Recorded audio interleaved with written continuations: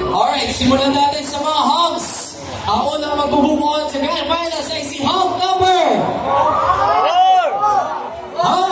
4, John Harvey Gana.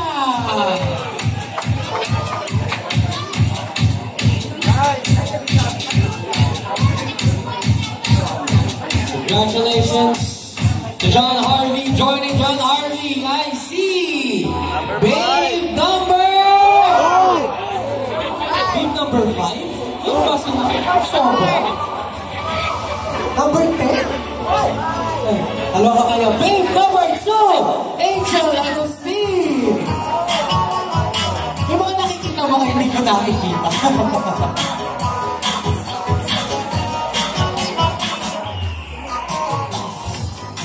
Alright, congratulations to Babe number 2, Angel Agustin.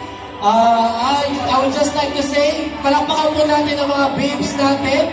Maraming salamat, babes. But unfortunately, only Babe number 2 move on to the Grand Finals. So babes, maraming salamat po.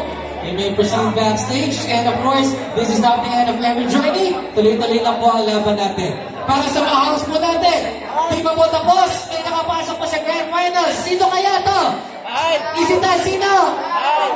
Hog number 5, Samo Labrinica. Hog stay put dahil meron pa.